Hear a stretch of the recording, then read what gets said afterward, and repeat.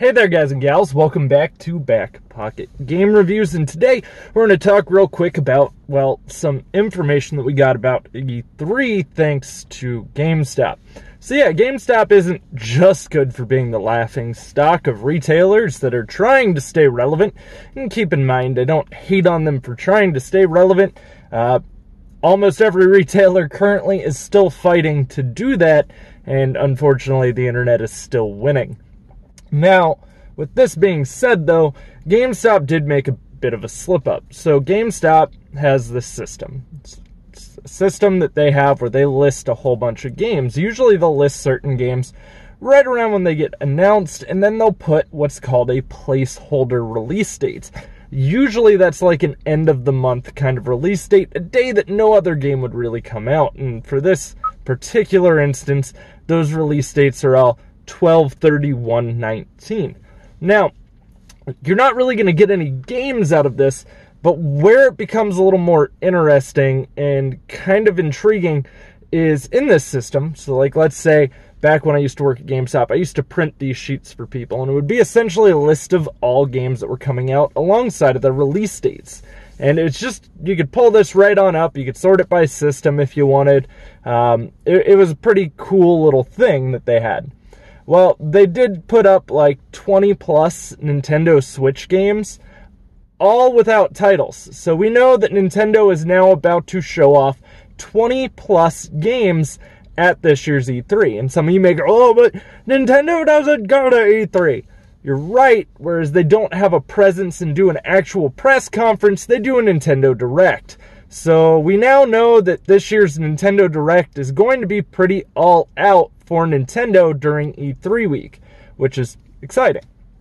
Also on top of that, Sony had about 20 games put up as placeholder games. It blank is the title. There is no title listed.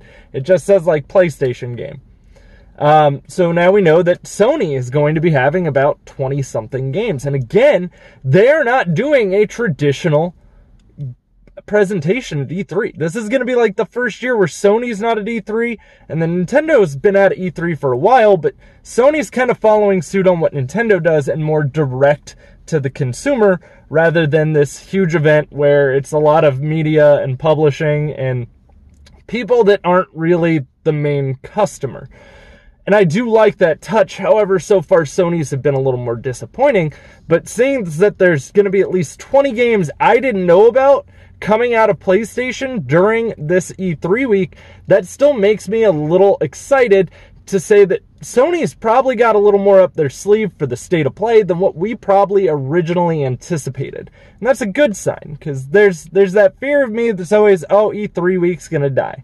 And I don't really care if E3 week goes to not having these huge giant presentations, but being more like how the Nintendo Directs are, because the Nintendo Directs are very fashioned to the consumer, to you and me, the people who are buying them, whereas the giant showcases, as fun as they are to watch, they're more tailored to the people that are there. So journalists, the media, all of the people that are going to be there actually recording the event or talking about it or publishing about it, and they get a lot more hands-on. So we only get to see like the spectacle, they get the hands-on part. So like last year at Sony's E3, they had this giant Spooderman thing. It's Spider-Man. I know, some people are really bothered. I got a Spider-Man shirt on. I'm allowed to call him Spooderman. So Sony had this huge thing, and it would have been really cool if you were there. It was interesting to look at, but it only made you kind of, I wish I would have been there.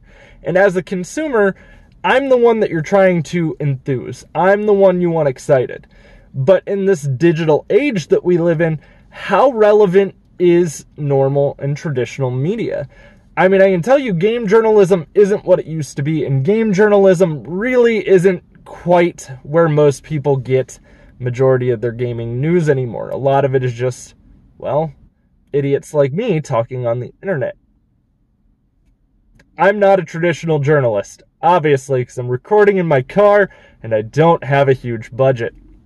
So it is very interesting just to see these two companies in particular go very much to the forefront. Even Xbox, though, had 18-something games put in as placeholders, that's still really good.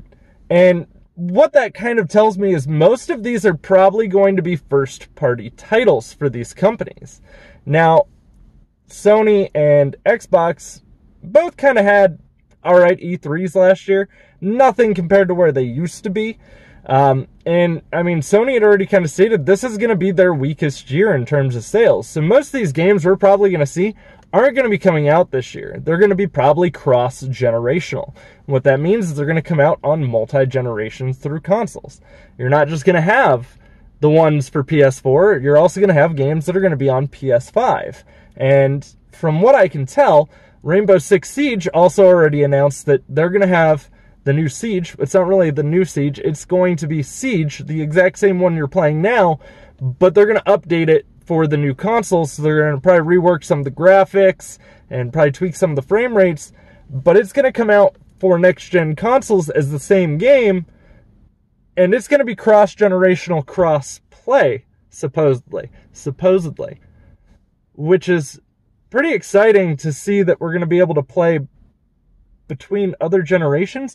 And you did have games that were like that. So like Destiny actually came out on the 360, if I remember correctly. Was it Destiny or was it Call of Duty I'm thinking of? It's one of the two games. Came out and you couldn't play, if you had the 360, you couldn't play with the Xbox users. But that's something that looks like it's going to get bridged just because of how the generations are now going to be moving, where you're pretty much looking at PC architecture. Both consoles, Xbox and Sony, have pretty much stated, yeah, backwards compatibility is going to be a thing.